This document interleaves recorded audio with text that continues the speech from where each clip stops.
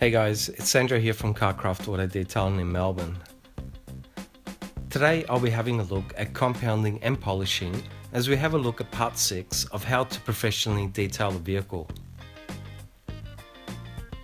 So firstly for me, it's always important to work out what I'm trying to achieve before I start thinking about what product I'll be using. If it's a pure one-stage polish, where I'm not chasing any real defect removal and just looking for a paint enhancement, I have some go-to products that I frequently use for that purpose. And if it's a light correction job I'm doing for a two-stage polish, then there are some combinations of compounds, polishes and pads that are my starting point. And for more involved 3 or 4 stage full correction jobs, there is yet another process and choice of products that I use as a starting point. If you've had a look at the previous videos, you'll know that I did a bit of wet sanding to both remove and improve quite a few isolated defects. And I also discussed how this job will be an overall one-stage polish with the exception of the defects that I addressed that will need further compounding to refine their finish. The other thing to consider is the hardness of the paint, which will determine both the level of aggression I need in a compound or polish, as well as in a pad selection.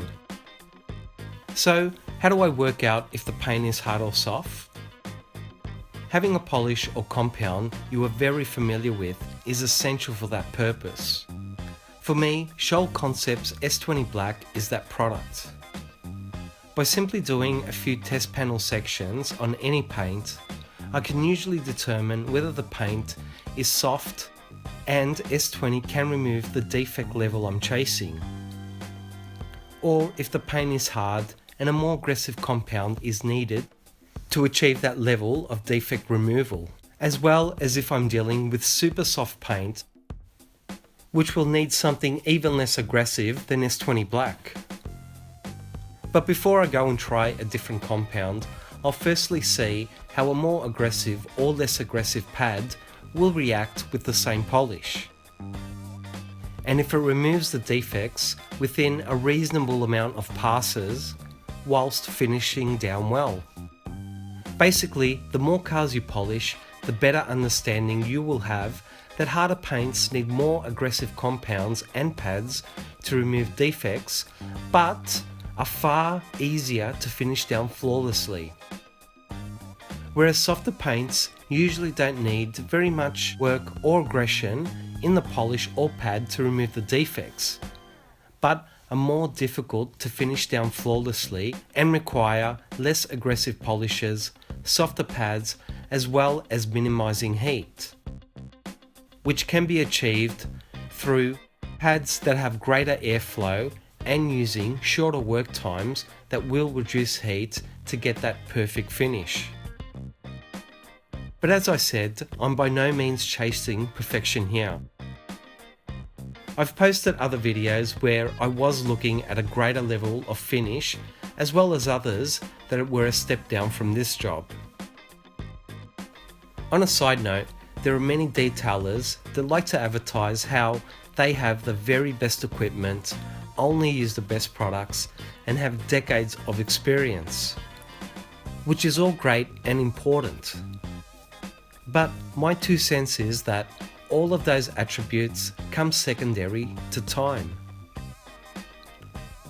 I believe that I too use great equipment and products with some good experience under my belt. But my biggest determining factor in the quality and level of work I produce comes down to the simple factor of time, which for a business equates cost. And for many of my customers, it's a hard thing for them to understand. I can't tell you how many times I've been told by a potential client that all their car needs is a quick cut and polish. And sometimes in my head, I run through the scenario of taking out my rotary buffer with an 8-inch wool pad and giving them what they are really asking for. But that's just a fantasy of mine. Hopefully in the future, I will do a more comprehensive video looking at paint correction in relation to achieving something closer to perfection. But this video for me is more of the real world detailer rather than the ideal world detailer.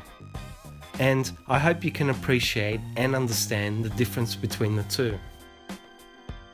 As I went through in part 1 of this series, this truck has only had an annual wash its entire life, with no protection added to the paint. The bad thing about that is that all the environmental fallout has bonded, etched, and compromised the paint. The good thing about that is that it has very little damage caused by improper washing. So apart from those defect areas, the overall paint is in pretty good condition with all things considered. But the biggest reason for its better than average condition is its entire lifetime has been spent garaged. My test patch showed that 6 passes with my DA polisher on speed 5 to start with, and then speed 4 to finish with, using a 6-inch Shell Concepts blue spider pad and S20 black with moderate to light pressure, both removed the light defects and finished down very well. Which tells me that this is not a very hard paint, nor a super soft one, but overall it's quite an ideal mid to soft hardness and good to work with. When tackling smaller panels, I use my 3-inch dual action polisher, also with the Shell Concepts blue spider pad and S20 black. But I need about 2 to 3 extra passes with the smaller pad to achieve the same level of correction and finish that the 6-inch pad produced. As cars are becoming more and more intricate with tighter panel curves, I find myself using the 3-inch polisher far more than my 6-inch. And personally, I've decided that I'll most likely be moving away from the 6-inch, which is just feeling a little too large for most jobs these days, and sticking to a 5-inch dual action as my large polisher. Taping and masking up certain areas is another important point to cover.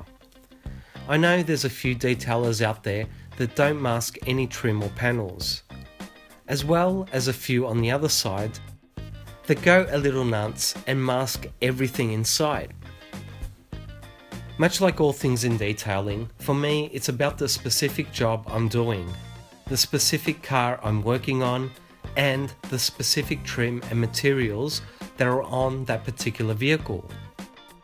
The truth is that for most basic one-stage polishes, I do very little masking, and for more involved correction jobs, the level of masking is dramatically increased. Why?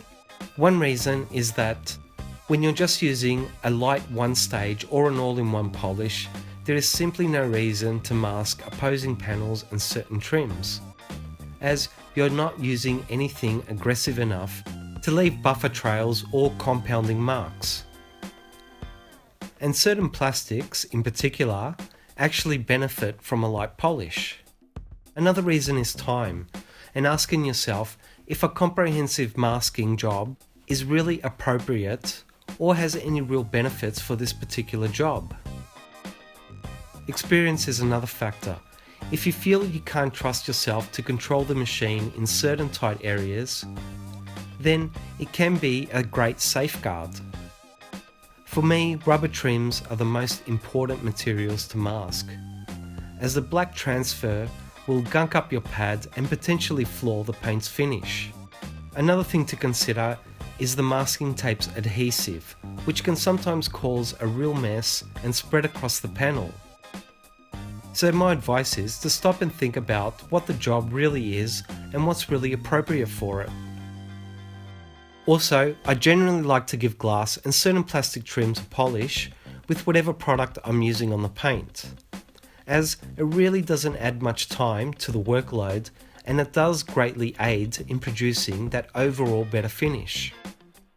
Another thing that can't be underestimated is your light source. I know it may seem obvious, but without proper lighting, you simply can't truly judge your work.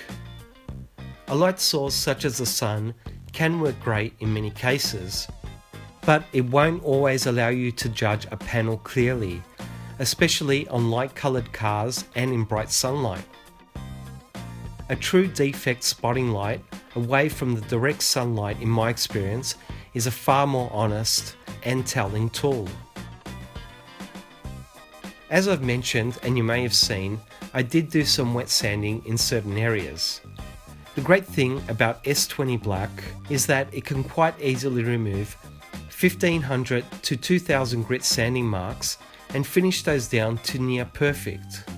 But it will take more than one set of 6 to 8 passes that I've done on the rest of the paint to get to that finish. I found that just an extra 1 or 2 sets of 6 to 8 passes was enough to eliminate and then refine those sanding marks. That's the great thing about a polish like S20. The fact that you don't need to pull out another compound and pad to refine greater defects, as well as its very long work time that allows you to keep going until the paint is where you want it to be. And for a job like this, where the paint is soft to medium and I'm chasing some medium to light defects, there isn't a better product in my experience, at least not yet. I just want to add a quick apology on my part, as I'm not sure if I forgot to press record or I somehow lost a bit of footage. But I couldn't find the video that was shot of me doing the test panel that showed how I got to the stage of deciding that S20 Black and the blue spider pad with 6 to 8 passes was a winning combination for me, as well as the footage of me refining the touch-up paint areas. A bit frustrating on my end, but I hope there was enough there to make this episode work. I'll add some links in the description box to some of the products I've used. The final part 7 of this series will look at some plastic trim restoration as well as adding some paint protection, and will hopefully be along soon. I hope you enjoyed and found this video useful. Please like, comment and subscribe to show your support. Thanks for watching, and I'll see you in the next video.